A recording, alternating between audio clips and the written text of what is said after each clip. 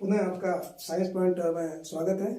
और कल मैंने आपको बताया था कि 15 मार्च से आपके 26 अप्रैल 1967 तक पहला 45 दिन का राजस्थान में राष्ट्रपति शासन लागू किया गया था। ठीक है, उसमें मोहनलाल सुखाड़िया क्या थे, सीएम थे। आपको मैं बताना चाहता हूँ कि 1967 में चौथे विधानसभा के जो चुनाव हुए थे ना, उसमें कुल मिलाकर के सीटें थी 184। कितनी सीट हो गई? ठीक है, 184 सीट हो गई। आपको मालूम है प्रथम जो विधानसभा थी उसमें 160 थी, द्वितीय में आपको कितनी थी 177, और तीसरे में कितनी थी 177, चौथे में आपको हो जाती है 184। ठीक है, 184 में से कांग्रेस जो पार्टी थी ना, कांग्रेस पार्टी को आपके 89 सीट प्राप्त हुई थी।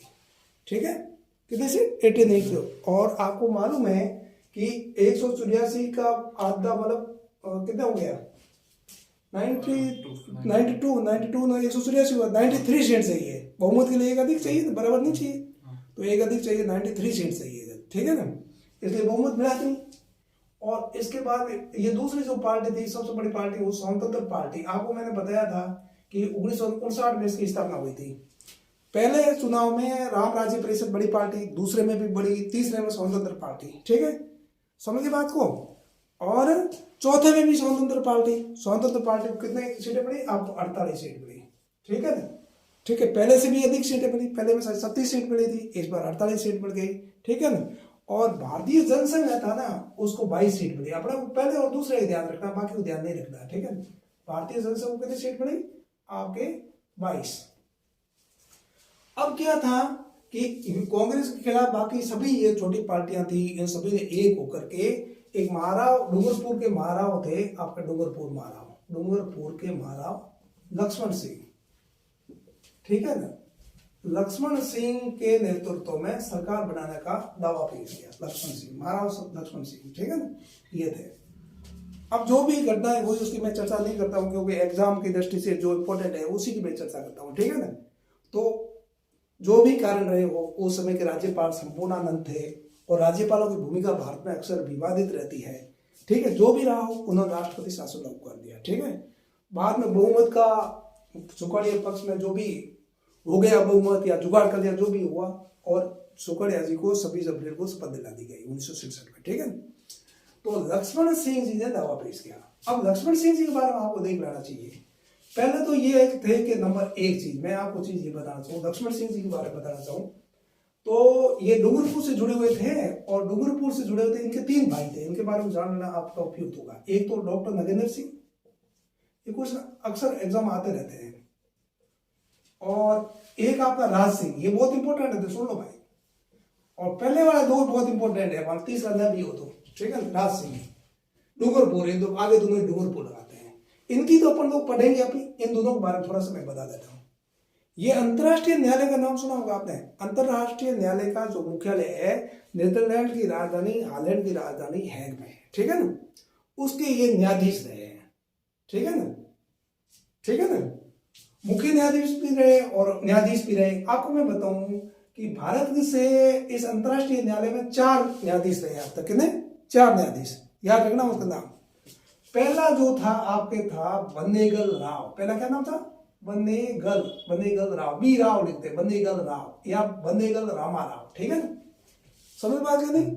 और दूसरे डॉक्टर नगेंद्र सिंह थे, और तीसरे कौन थे? RS पाठक। ठीक है, और चौथे कौन था? अभी बना दलवीर भंडारी का नाम सुना नहीं सुना? अभी भी है, जोधपुर के निवासी है। ठीक है, दूसरे कार्यकाल के लिए नियुक्त किए गए। तो अंतर्राष्ट्रीय न्यायालय के 4 न्यायाधीश थे ना, वो रहे हैं क्या भारत से। उसमें एक डॉक्टर नगेंद्र सिंह हैं, जो कि डूंगरपुर के हैं, और राव लक्ष्मण सिंह के क्या है, आपके भाई थे, है ना। एक राज सिंह है, एक क्रिकेट से जुड़े हुए थे। ठीक है ना, और भारतीय क्रिकेट बोर्ड के अध्यक्ष भी रहे हैं। ठीक है ना, पहले इनके बारे में आप लोग ध्यान रखना है। मतलब ये क्वेश्चन भी आता रहता है निम्नलिखित में से कौन क्या अंतर्राष्ट्रीय न्यायालय का न्यायाधीश रहा या नहीं रहा। ठीक है ना, तो इस तरीके की आपको ये पता होना चाहिए। अब इन दोनों को मैं छोड़ के इनके बारे में बताना चाहता हूं। ये पहली बात तो ये विपक्ष के नेता रहे हैं। ठीक है, लंबे समय तक विपक्ष के नेता आपके 1962 से लगा करके 77 तक, है ना। नंबर एक चीज महाराज लक्ष्मण सिंह जी बात कर रहा हूँ, नंबर 1 चीज। दूसरा जो सबसे इंपॉर्टेंट ये चीज है इनके बारे में कि ये प्रोटोम अध्यक्ष भी रहे। प्रोटोम अध्यक्ष रहे कि नहीं रही है? कब रहे? प्रोटोम अध्यक्ष कब रहे हैं? ये प्रोटोम अध्यक्ष भी रहे लक्ष्मण सिंह जी, ठीक है। कब रहे? प्रोटोम अध्यक्ष रहे थे आपके 1985 के चुनाव में, ठीक है ना, और अध्यक्ष बने थे 1977 में। आपको बताना चाहता हूं कि 1977 में तो ये मुख्यमंत्री, 1967 में भी मुख्यमंत्री के नजदीक पहुंच गए थे बनने में, और 1977 में भी ये मुख्यमंत्री के प्रबल दावेदार थे, ठीक है ना। फिर भैरव सिंह जी मुख्यमंत्री बन जाते हैं, उस समय राज्यसभा के सदस्य थे, आपको मैं पहले बता चुका हूं, और उसको चुनौती दी थी मास्टर आदित्य नाथ करके, उन्होंने चुनौती दी थी, इनको विधानसभा का अध्यक्ष बनाया गया था। प्रोटोम अध्यक्ष का क्या काम होता है, मैं पहले आपको बता चुका हूँ। 2 काम होता है। नंबर 1 मतलब क्या करना, आपके जो भी नए जो विधायक आते हैं उनको शपथ दिलाना, नए अध्यक्ष की नियुक्ति करना, 2 काम होते हैं, ठीक है ना। और राज्यपाल है ना, ये प्रोटोम अध्यक्ष की नियुक्ति करता है, नंबर 2 हो गया। और विधानसभा के अध्यक्ष भी रहे, ये रहे कि नहीं रहे? विधानसभा के अध्यक्ष भी रहे। तो ऐसा कौन सा नेता है जो विपक्ष का नेता भी रहा, ठीक है ना, और आपके क्या है ये जो क्या कहते हैं प्रोटोम अध्यक्ष भी रहा, ठीक है ना, और विधानसभा का अध्यक्ष भी रहा। वो कौन थे? महाराव लक्ष्मण सिंह। बात में आएगी समझ में? जब किसी सदन में किसी बहुमत नहीं मिलता है ना, उसको क्या बोलते हैं अपन?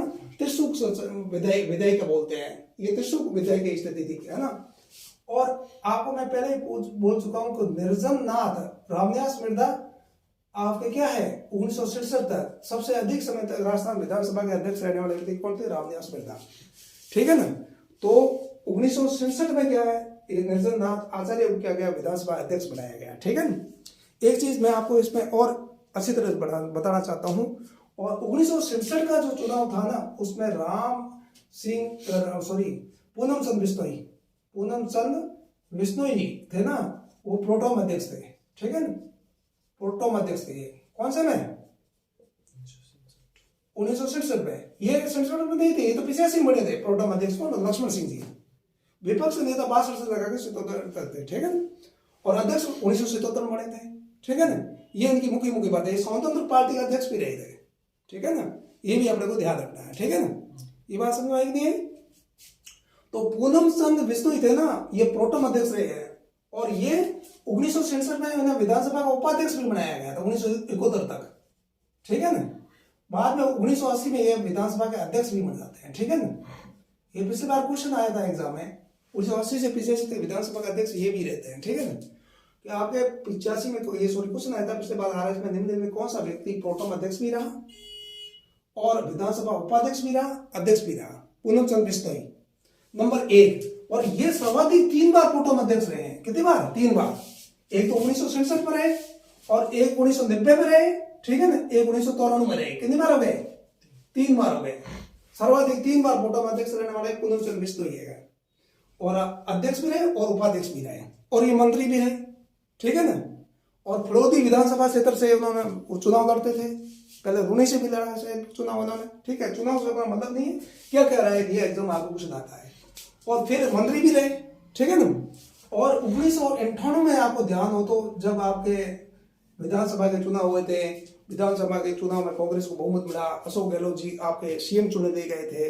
तो जोधपुर से अशोक गहलोत जी जब सीएम चुने गए थे, जोधपुर से वो क्या थे? एमपी थे, ठीक है। उन्होंने जब सीएम चुने गए तो एमपी से उन्होंने इस्तीफा दे दिया, ठीक है। फिर दोबारा चुनाव हुआ था, तो दोबारा उपचुनाव हुआ था ना, उपचुनाव हुआ था, उसमें पूनम चंद बिश्नोई थे ना, वो आपके कांग्रेस के प्रत्याशी थे, और सामने थे जसवंत सिंह बिश्नोई। तो जसवंत सिंह जी जीत गए थे, ये नहीं जीत पाए थे। इनका भी बहुत लंबा राजनीतिक जीवन रहा है, किसका? आपके पूनम चंद बिश्नोई का, और लक्ष्मण सिंह जी का तो रहा है, ठीक है। ये आपको दोनों में सबसे इंपॉर्टेंट चीजें ये आपको देख लेना है, ठीक है। निर्जननाथ आपके अध्यक्ष हो गए, और उपाध्यक्ष पूनम चंद बिश्नोई उस समय प्रोटोम अध्यक्ष भी थे, ठीक है ना।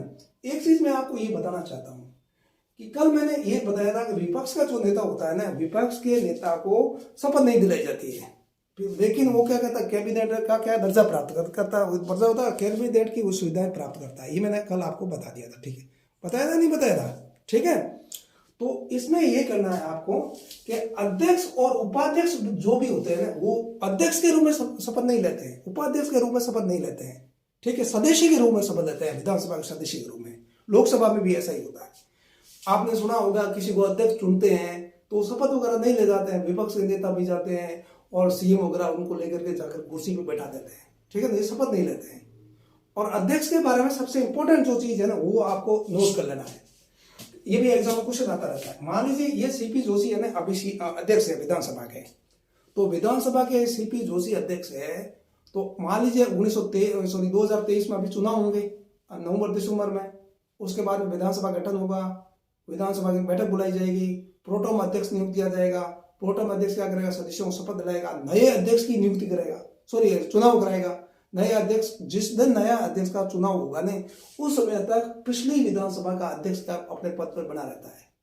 समझे बात को नहीं, ये ध्यान रखना है।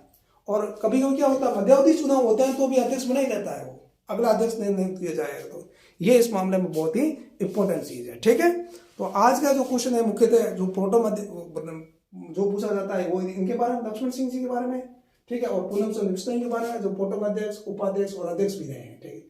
लेकिन ये अपना परशुराम मदेना और ये जो भैरव सिंह जी के बारे में, ठीक है ना, और ये जो कटारिया जी के बारे में बहुत इंपॉर्टेंट है, उनको पढ़ेंगे। लेकिन परशुराम मदेना में ये है कि वो विधानसभा उपाध्यक्ष नहीं रहे थे, प्रोटोम अध्यक्ष वो भी रहे थे, ठीक है ना, और अध्यक्ष भी रहे थे, लेकिन उपाध्यक्ष नहीं रहे थे, ये इन दोनों फर्क है, ठीक। कटारिया जी के बारे में अपना पढ़ेंगे आगे, तो आपको इसमें पता पड़ेगा। अब 1967 में क्या हुआ, आयाराम और गयाराम की राजनीति शुरू हो गई वहां से, ठीक है। क्या शुरू हो गए, आयाराम और गयाराम की राजनीति, ठीक है ना। आयाराम और गयाराम शब्द है ना आपके 1967 से हुआ, ये थोड़ा सा आपको ध्यान रखना, आयाराम गयाराम, ठीक है। अब क्या हुआ कि 1952 के चुनाव से लगाकर 1967-62 के चुनाव तक कांग्रेस का वर्चस्व रहा पूरे देश में लगभग, ठीक है ना।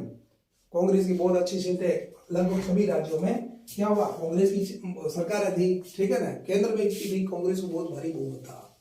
लेकिन 1967 का जो चुनाव है उसमें स्थिति बदल गई, ठीक है ना।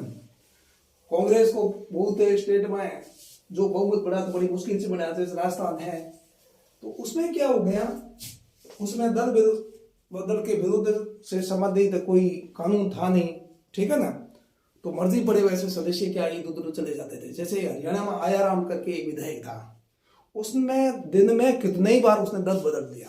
सुबह के टाइम उसने कहा मैं इस पार्टी के साथ में हूँ, थोड़ी देर के बाद उसने कहा कि मैं किसानों के हित के लिए मैं इस पार्टी को छोड़ करके उस पार्टी में जा रहा हूँ क्योंकि किसानों की हितैषी पार्टी नहीं है। शाम होते होते उसने कोई दोबारा उसमें चला गया, 10 बजे रात को वहां चला गया, ऐसा काम चलता रहा है, ठीक है। इसलिए उस समय के गृह मंत्री थे भाई चौहान मिनिस्टर करके गृह मंत्री थे, उन्होंने कहा कि अब आयाराम और गयाराम का युग शुरू हो गया है, ठीक है ना। तो 1952 के चुनाव से लगाकर 1967 का जो चुनाव था ना, वहां तक एक तरफा था केंद्र में सरकार, उसके बाद में स्थिति परिवर्तित हो जाती है, ठीक है ना। तो कल अपन 1971 के बारे में पढ़ेंगे, ठीक है ना, और उसके बाद में केंद्र में भी स्थिति यहाँ बदल जाती है क्योंकि प्रधानमंत्री चेंज हो जाता है, कांग्रेस का विभाजन हो जाता है, वो अपन केंद्र सरकार के बारे में पढ़ेंगे, तब की बात करेंगे, ठीक है ना। कल अपन मतलब अगले वीडियो में अपन 71 का चुनाव और 76 का चुनाव देखेंगे, ठीक है ना। फिर आगे फटाफट हो जाएगा 2-3 में, और अब जो चुनाव हो रहे हैं उसके बारे में बहुत सारी चीजें आपको पता है, तो इसमें ज्यादा क्वेश्चन पूछते भी कम है, और पूछते हैं तो आपको ध्यान होगा, पीछे वाले थे लगातार इसके क्वेश्चन पूछे जा रहा है, इसीलिए मैंने ये लगाया। Thank you, good night.